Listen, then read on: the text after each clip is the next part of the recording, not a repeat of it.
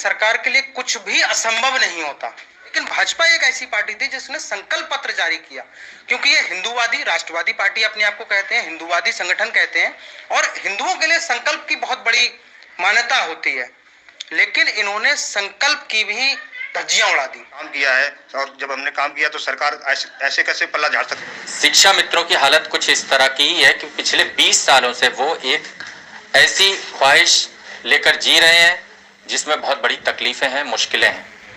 मैं हूं आशीष आनंद, आप देख रहे हैं हमारे YouTube चैनल का लाइव। हमारे साथ इस वक्त मौजूद हैं शिक्षा मित्र संघ के नेता रहे हैं, प्रदेश मंत्री रहे हैं प्रवेश पटेल जी, जो अब अध्यापक हो चुके हैं।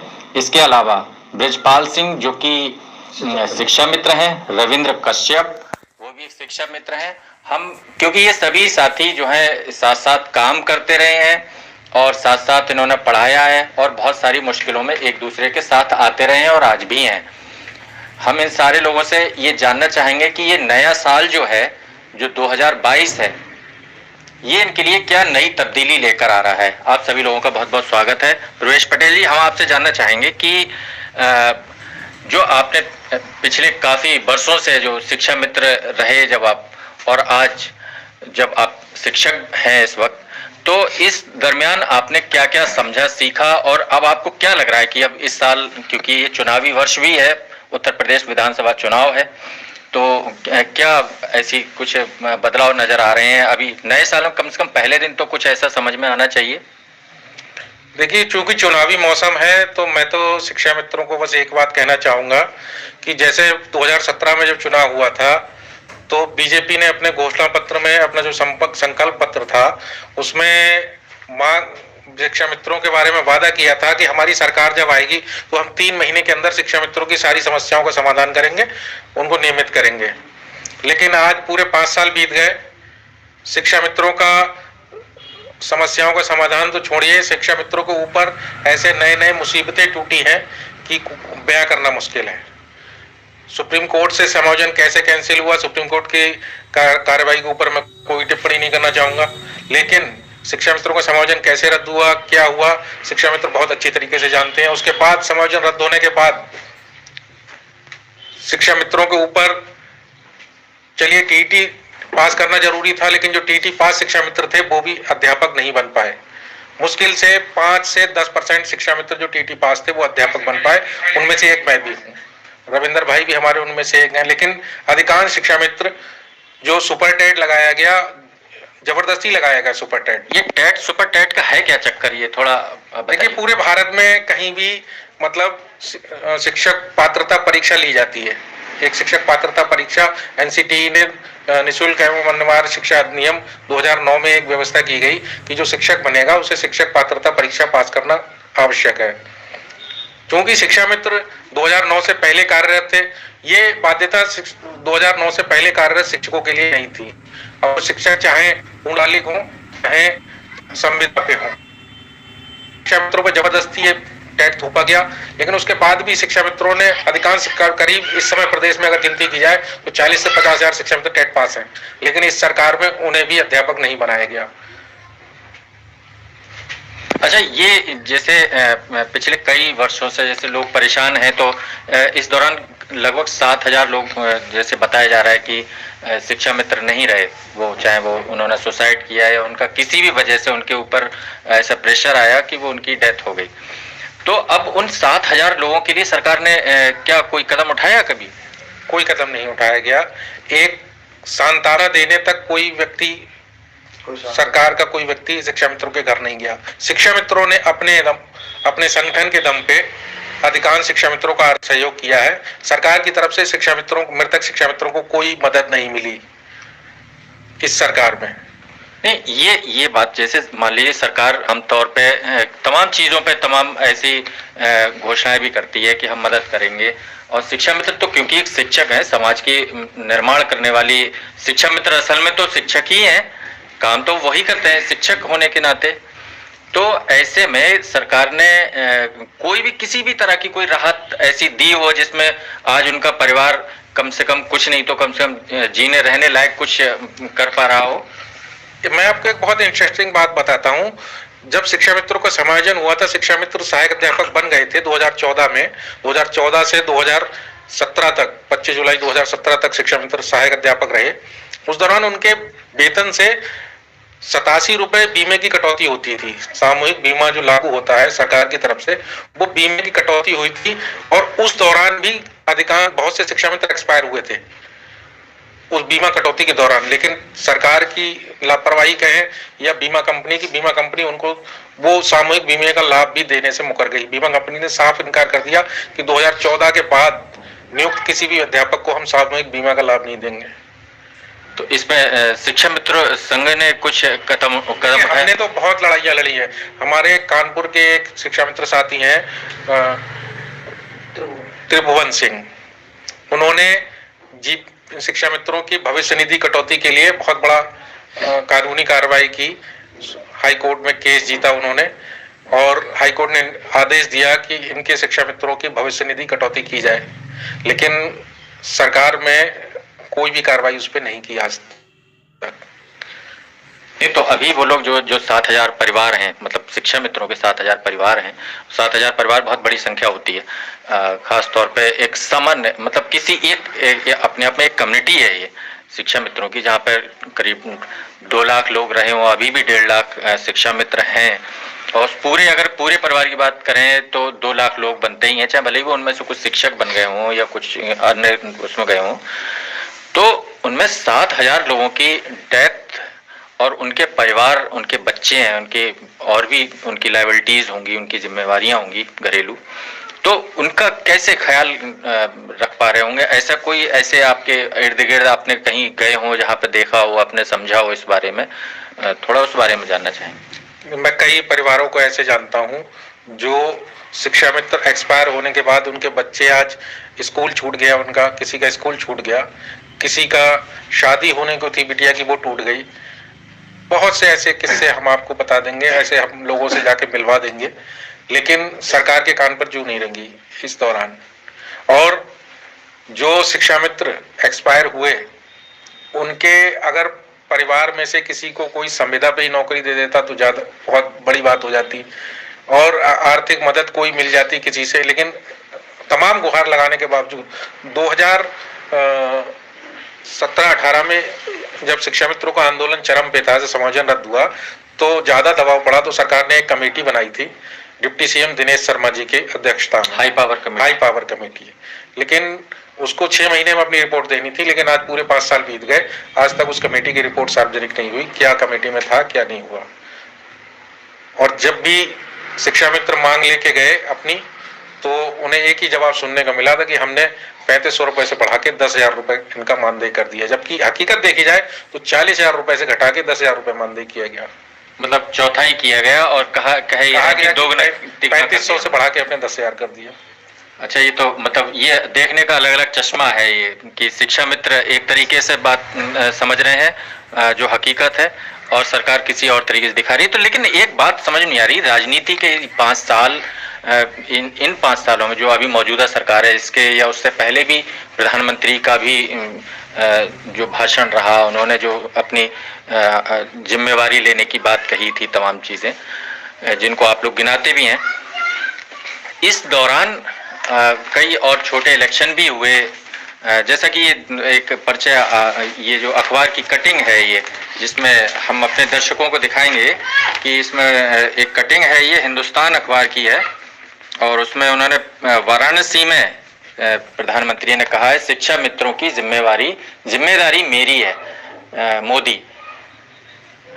50 साल में जो नहीं हुआ वो 50 माह में होगा। खैर, ये बात कितनी सही साबित हुई है प्रधानमंत्री की, ये इस बारे में आप कुछ कहिए, बताइए कि आपको क्या लग रहा है कि ये उनकी कही हुई बात में कितनी सच्चाई है, साबित हुई है। देखिए, कहा तो था उन्होंने, जब डीरे का मैदान में वाराणसी में रैली के दौरान जब कुछ शिक्षा मित्र संगठन के लोग वहां पहुंचे थे, जब उन्होंने नारेबाजी की, तो प्रधानमंत्री जी ने भरे मंच से सबके सामने सभा में कहा था कि शिक्षा मित्रों की जिम्मेदारी मेरी, शिक्षा मित्रों का जो भी कल्याण करेंगे हम करेंगे। लेकिन आज तक कोई कार्रवाई नहीं हुई।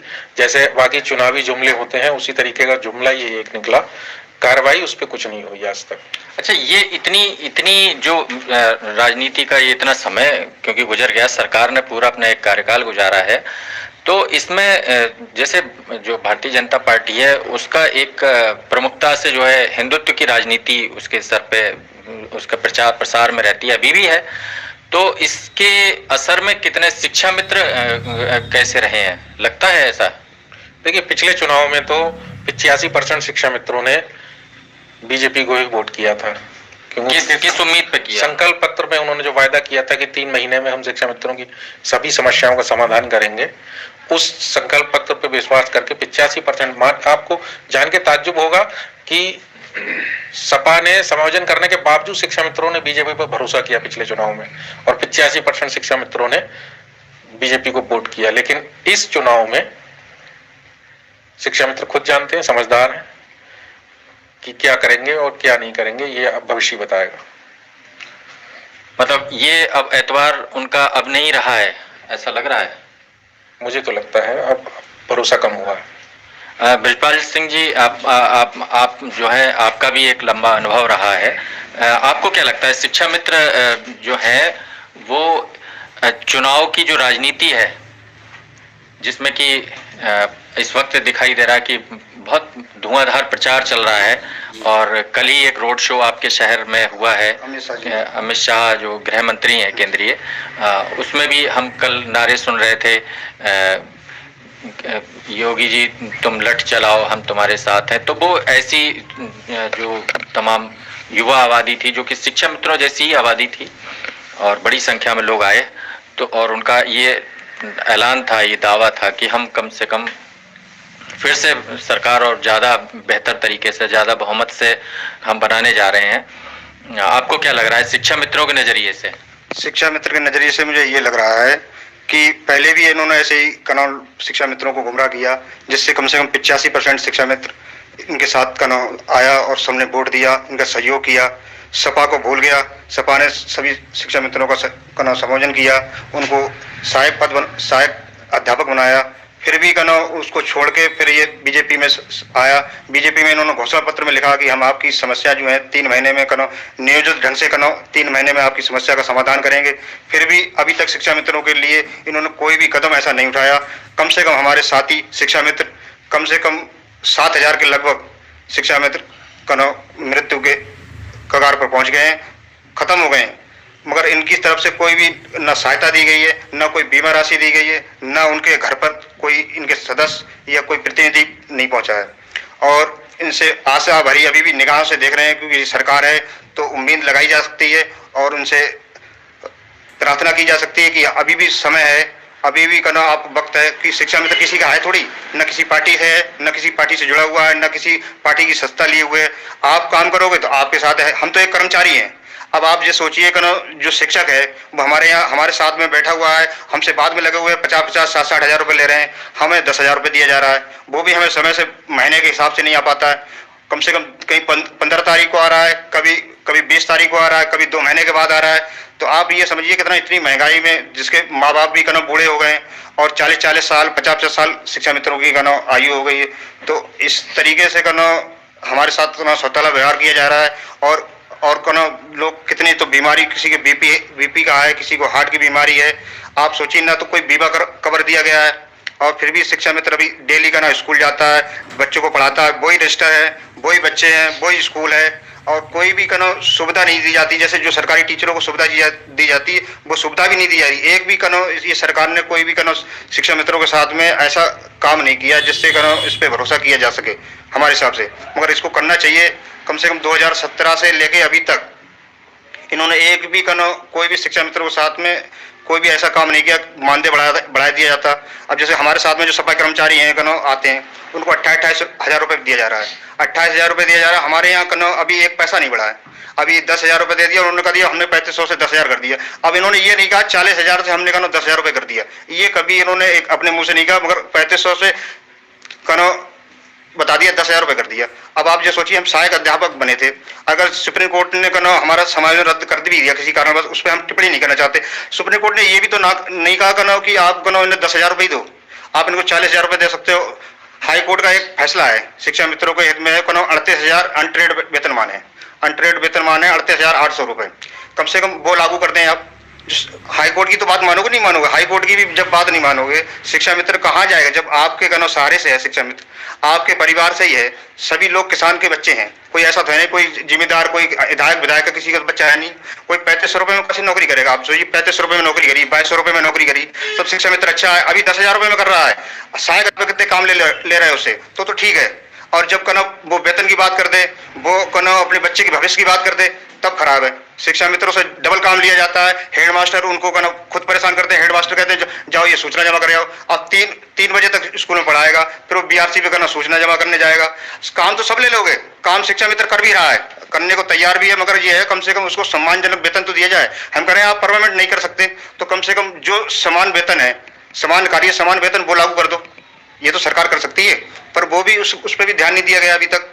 मगर हमारे ध्यान से ये है अगर इसने अभी शिक्षा मित्रों की तरफ नहीं देखा गया तो 2022 में आना इनको बहुत ही करना पड़ेगा, ये समझिए, क्योंकि शिक्षा मित्र बहुत ही ज्यादा परेशान निराश हो चुका है और उसकी उम्र कम 40 साल तो उम्र में हो गई। अच्छा, वो अगर से आप कहें कि अभी तक कोई ऐसी बात भी नहीं करी, ना कोई किसी घर गया, अगर किसी मंच से अभी तो क्योंकि प्रचार चल रहा है, अभी किसी मंच से योगी आदित्यनाथ मुख्यमंत्री जो हैं वो ये कह दें कि हम शिक्षा मित्रों के लिए हम उनका इस बार सरकार बनते ही हम उनका सबसे पहले ये काम करेंगे, तो देखो कहना एक अलग बात होती है, कहना एक अलग बात होती है, शासनादेश जारी करते हैं तो हम शिक्षा मित्र जितना भी समाज है, पूरा परिवार है और हम उनकी मदद करेंगे, प्रचार उनके साथ में करेंगे, अगर वो परमानेंट करेंगे और कनो शासनादेश की बात करेंगे, कनो कहना तो ये है, उन्होंने कहा था 3 महीने में नियोजित समाधान करेंगे, 5 साल गुजर गई, पूरी 5 साल पूरी होगी, उन्होंने अभी तक कोई समाधान नहीं निकाला उनका। हम कोई को ना तो किसी के एजेंट है, अभी ये कहते थे सपा के एजेंट है, अरे हम तो भैया कर्मचारी हैं, हमें तो जो सरकार आएगी उसके साथ हम काम करेंगे। हमसे आप भी काम ले रहे हो, अभी तो आप भाजपा के अभी तो काम ले रहे हो, आप हमसे अभी भी काम ले रहे हो, जब सपा सरकार आई वो भी काम लेगी, कांग्रेस आएगी वो भी काम लेगी, हम तो जो सरकार हमारे लिए कर देगी तो हम उसके लिए भैया सहयोग करेंगे, उसको बनाने की बात करेंगे। अब जो हमारे साथ आप दुर्व्यवहार करोगे, हमारे साथ हीन भावना के काम करोगे तो हम आपके कैसे हो जाएंगे, ये बताइए। वो तो ये कह रहे हैं कि अभी ये सारी चीजों पर ज्यादा गौर मत दो, अभी हम जो कितने बड़े बड़े काम किए हैं, भारतीय जनता पार्टी कह रही है कि हमने देखो अयोध्या में मंदिर बनवा दिया, हमने 370 कश्मीर से हटवा दी, तो ये ज्यादा बड़े काम थे, ये हम पहले प्राथमिकता से कर रहे हैं, ये जरूरी है। अरे ये काम कर रहे हो आप, अच्छी बात है, चलो आप राम मंदिर बनवा रहे हो, आपने 370 हटा दिया, ये चलो आप देश हित में काम कर रहे हो। अरे शिक्षा मित्र भी तो करना देश हित में ही काम कर रहा है, अगर बच्चों को शिक्षा दे रहा है ये देश हित में नहीं है। आप सोचिए छोटे पे बच्चे हैं जिससे जो सहायक अध्यापक जो इंग्लिश मीडियम से पढ़ के आते हैं वो उनके दूर से हटते बोले दूर खड़े हो, हम गाँव के उसी परिवेश से आए हुए हैं, हम उन बच्चों को सही से पढ़ाते हैं, बुलाते हैं पास में, वो उनसे घृणा करते हैं, उन्हें पैसे तो चाहिए 60,000 रुपए, मगर उस परिवेश से नहीं है, उनको सिर्फ आ गए, आराम से बैठे, थोड़ी देर धूप सेकी और चले गए, समझ रहे हो। शिक्षा मित्र पूरे दिन रहता है, चाबी उसके हाथ में रहती है, सुबह जाके स्कूल खोलेगा, शाम को स्कूल बंद करेगा। हेड टीचर आए, उन्होंने कह दिया भैया बंद कर देना, हम जा रहे हैं, हमें बीआरसी काम है, भैया सर चले जाओ, आप चले गए, हम तो पूरा दिन देख रहे हैं, हमसे काम तो पूरा ले रहे हैं, आप हमसे काम सहायक अध्यापक से ज्यादा ले रहे हो। अब बात आती है वेतन की, तब आप मुकर जाते हो। आपने बोला हम आपका समाधान करेंगे, एक भी समाधान इन्होंने नहीं किया अभी तक। अगर सुप्रीम कोर्ट ने हमारा समाधान किसी कारण बस रद्द कर दिया तो उसने ये तो नहीं कह दिया कि आप दोबारा समायोजन नहीं कर सकते हो। अरे सपा ने अगर समायोजन करना रद्द किया और उसने कोई गलती रही, अगर नियमावली में कोई गलती रही तो आप उसको सुधार भी तो सकते हो। अधिकारी आपके थे, आपके सब अधिकारी वही हैं, आप अच्छे अधिकारी और ले आइए, IAS PCS अधिकारी लाके दोबारा समायोजन करवाइए, दोबारा नियमावली बनवाइए, दोबारा उसे बहाल करवाइए, दोबारा समायोजन कर सकते हो। हमारे पास में ही उत्तराखंड है, उत्तराखंड उत्तर प्रदेश से ही लगा हुआ है, उत्तराखंड में 38,808 रुपए दिया जा रहा है, दूसरा राज्य मध्य प्रदेश है, वहां भी अलग वेतन दिया जा रहा है। यहाँ कोई सा मॉडल ही नहीं करा है, यहाँ तो सिर्फ ये है ऐसे चलाए जा रहे हैं। आप सोच रहे हैं शिक्षा मित्र हमारे बहकावे में आ जाएगा, पिछली बार भी बहका दिया था शिक्षा मित्रों को, इस बार भी बहका देंगे, तो ऐसा नहीं है। जब आप पूरी बात करेंगे ठीक से, शिक्षा मित्र को सही से शासनादेश निर्गत करवाएंगे, इसी बात में शिक्षा मित्र भरोसा करेगा, इससे पहले शिक्षा मित्र सरकार पर भरोसा नहीं करेगा। नहीं तो वो तो अभी शासनादेश तो अब उससे पहले तो आचार संहिता लग जाएगी, अब क्या शासनादेश लागू होगा।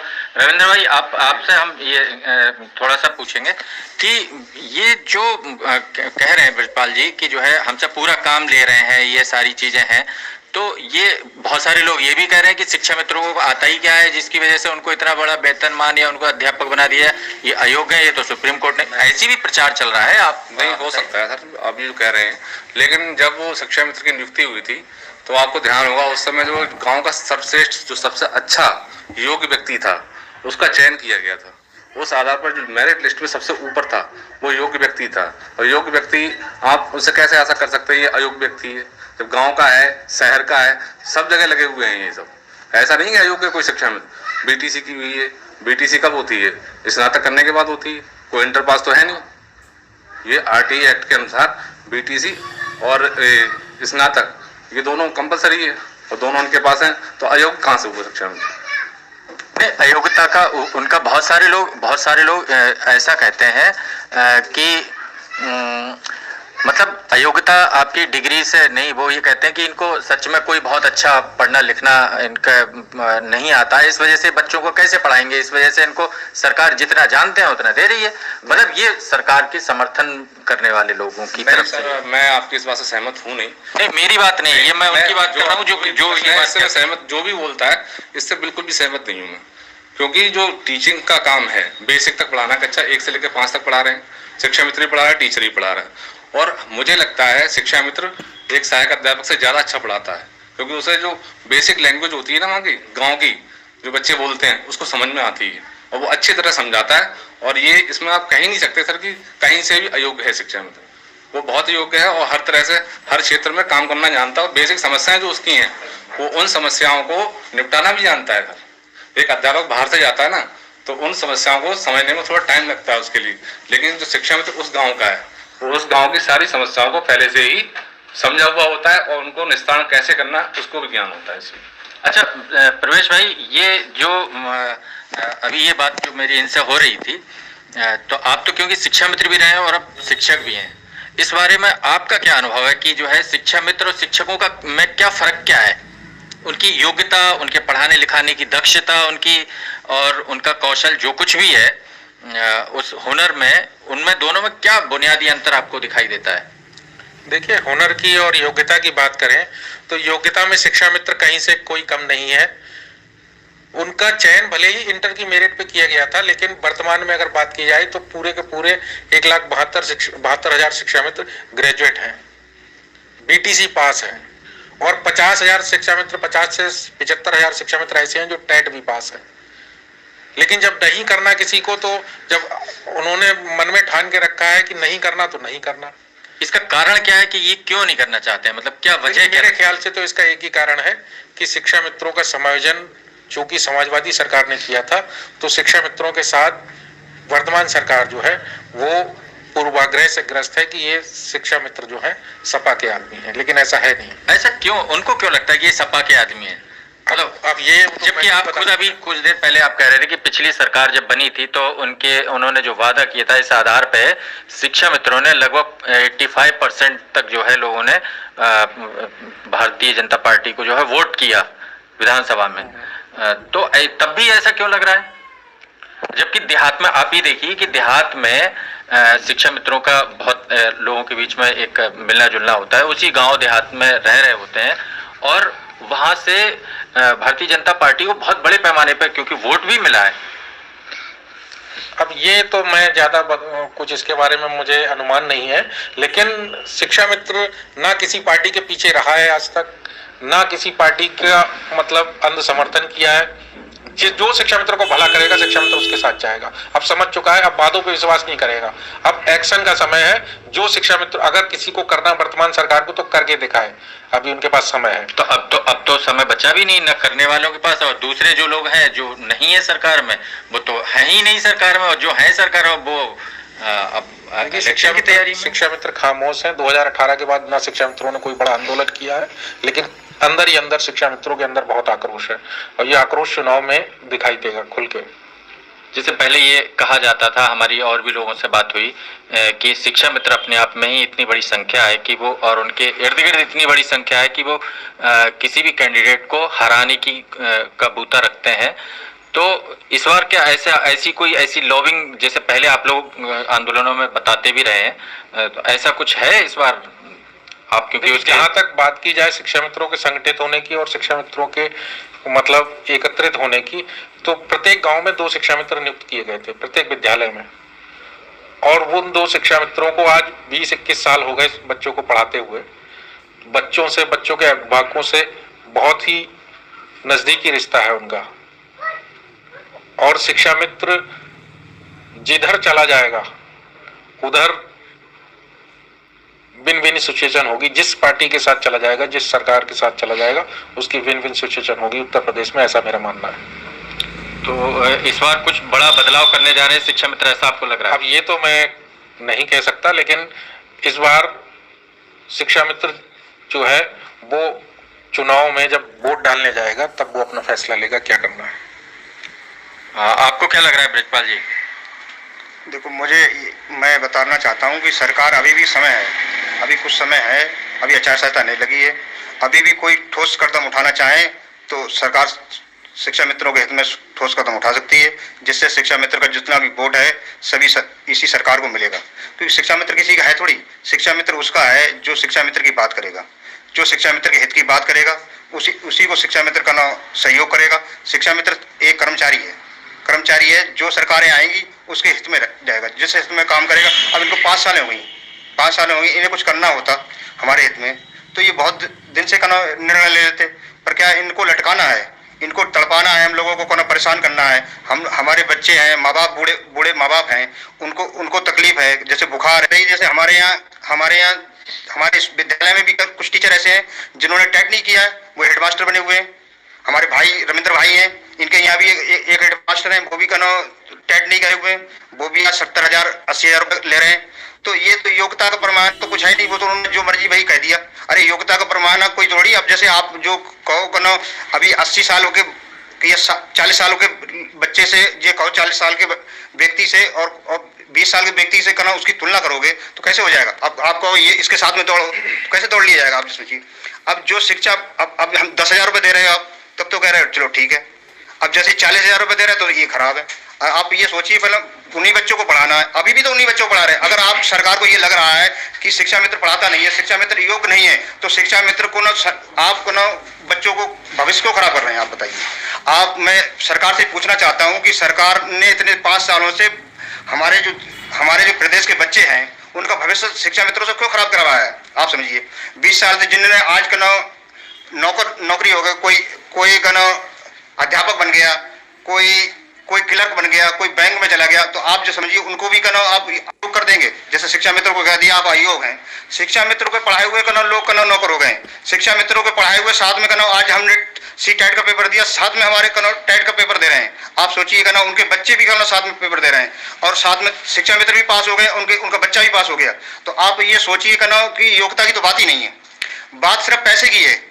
उन्हें पैसा देना ना पड़ जाए इसलिए योग्यता की मोहर लगा देते हैं। समझ रहे हो? पैसे की कमी पड़ गई है क्या सरकार पे? अब सरकार तो बता रही कि हमारे पास पैसा नहीं है, इसीलिए तो हम लोगों को गुमराह किया जा रहा है।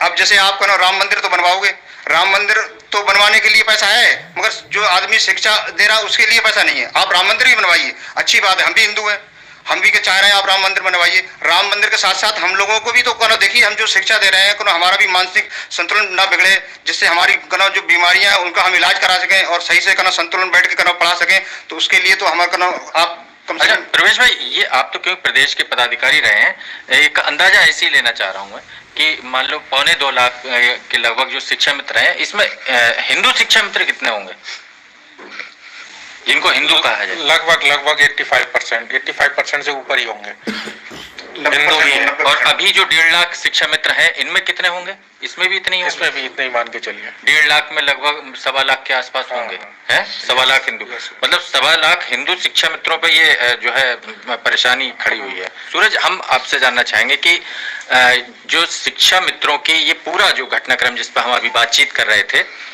इस पर आपका क्या मानना है? क्या लग रहा है कि जो सरकार है उसकी राजनीति और शिक्षा मित्रों का जीवन दोनों के बीच में क्या समस्या क्या है?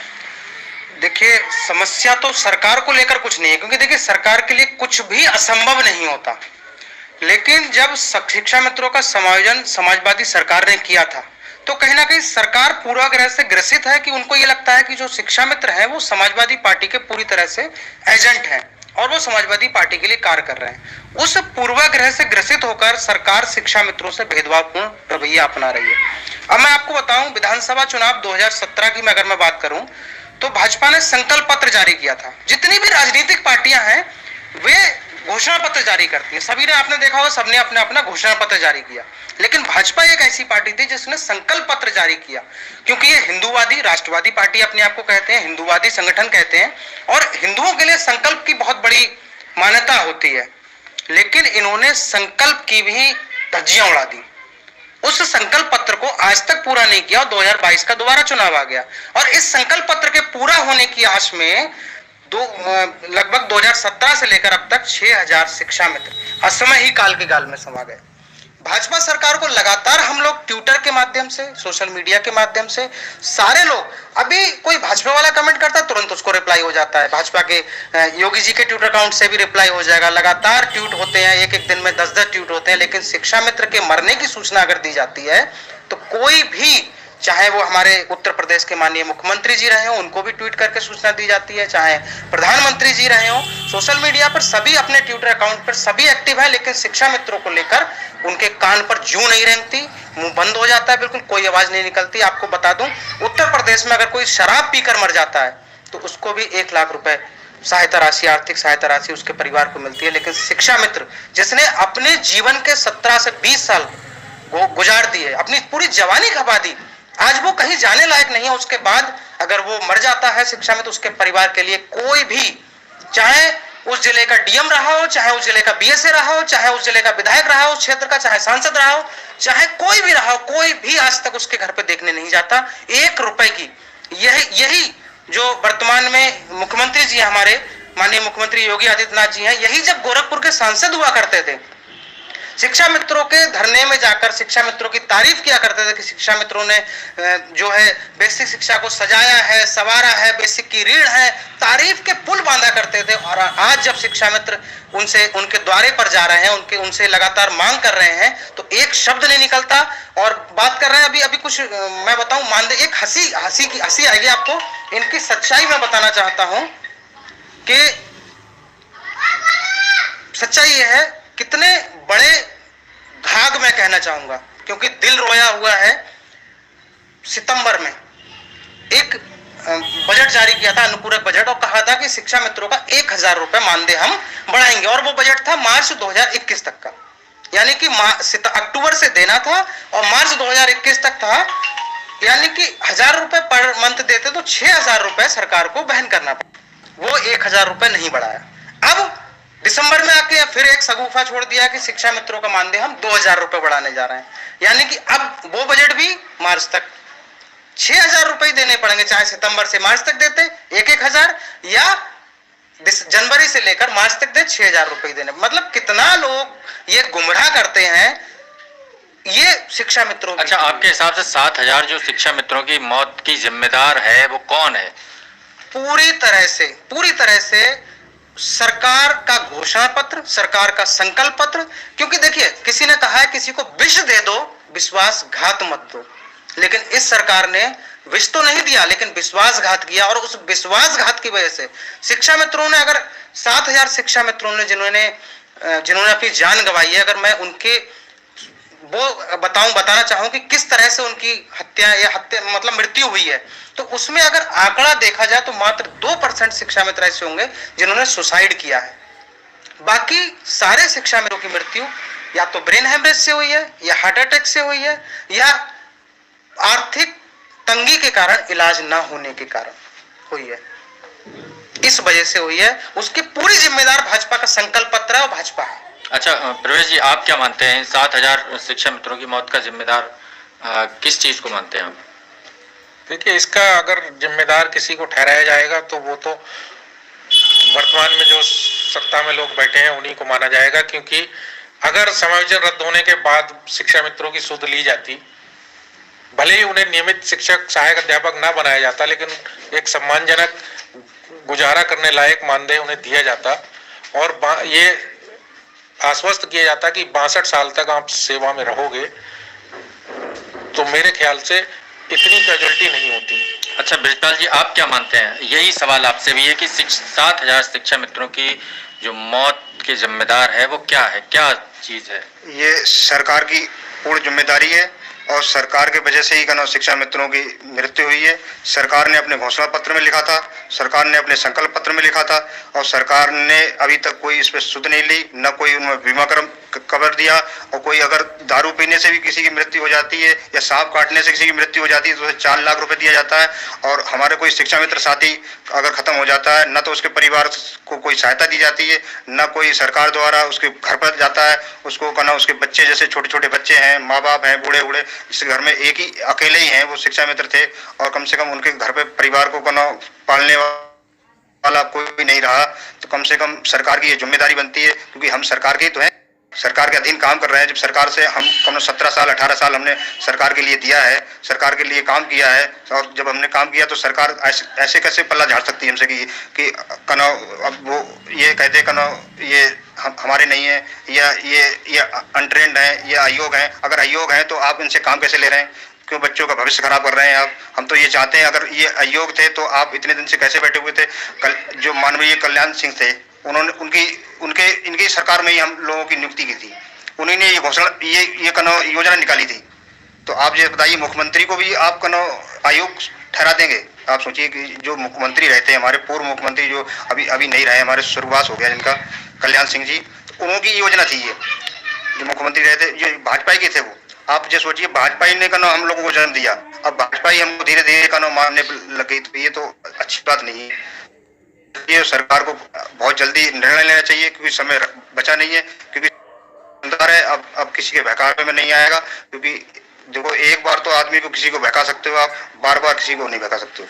अच्छा रविंद्र भाई, आपका क्या मानना है कि जो है कौन क्या चीजें जिम्मेदार है शिक्षा मित्रों की मौत की? 7,000 से इसमें बहुत सारी चीजें हो सकती हैं, जैसे कि आर्थिक परिस्थितियां जो इस समय शिक्षा मित्रों के फेवर में नहीं है, क्योंकि जब लगे थे उस समय यंग थे, और वर्तमान में जो है नॉर्मली लोग 40+ के आसपास शिक्षा मित्र हैं, उनकी जिम्मेदारियां बढ़ी हुई हैं, उनके परिवार में माता पिता, बच्चे, पढ़ाई लिखाई का खर्चा, मतलब जो पहले 3,500 में खर्चा आदमी चला लेता था, आज 10,000 में चलाना नामुमकिन है उसके लिए।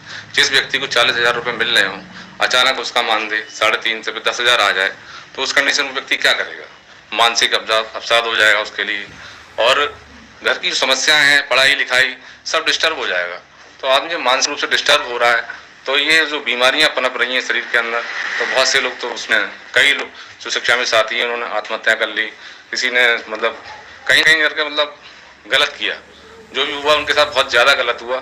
तो मेरा बस गवर्नमेंट से निवेदन करना चाहूँगा कि हाथ जोड़ के निवेदन है कि आप लोग शिक्षा मित्रों के लिए कुछ ऐसा करिए ताकि इनके परिवार के बच्चे पलें, इनके माता हैं उनकी केयर हो सके और इनका भविष्य जो सुरक्षित रहे। तो आपने जैसा कि अभी दर्शकों ने सुना कि जो शिक्षा मित्रों की तकलीफ और उनका जो दर्द है वो कितनी गहराई तक बैठा हुआ है, और ये बड़ी विडंबना की बात है। ये वास्तव में ब्रिजपाल जी जैसा कि अभी कह रहे थे कि प्रदेश सरकार की योजना में अगर किसी को सांप भी काट ले तो उसको 4-5 लाख रुपए की बीमा राशि के तहत उसको सहायता मिलती है। मतलब उसके परिवार के लिए कम से कम कुछ वक्त के लिए पैरों पे खड़ा होने के लिए एक वक्त मिलता है और कुछ उसको मदद मिलती है। लेकिन शिक्षा मित्रों के लिए कोई एक साधारण सी बीमा, साधारण सा कोई राहत या साधारण सी सांत्वना, कोई ढाढ़स बनाने वाली स्थितियां भी नहीं है, और ये बड़ा तकलीफदेह है। हम अपने दर्शकों से कहेंगे कि हमारे YouTube चैनल को फॉलो करें, उसको सब्सक्राइब करें और बाकी लोगों को भी ये सुनवाएं, क्योंकि ये हकीकत है, ये ज़िंदगी की हकीकत है, लाखों लोगों की हकीकत है। और हम इसी तरह से अभी आपके सामने और भी कई सारी लोगों से मिलवाएंगे, उनसे बातचीत करवाएंगे कि असल में वो क्या महसूस कर रहे हैं, तकलीफों से जूझ रहे हैं। हम उनसे भी आप सबको रूबरू कराएंगे। शुक्रिया आप सभी का, बहुत बहुत धन्यवाद।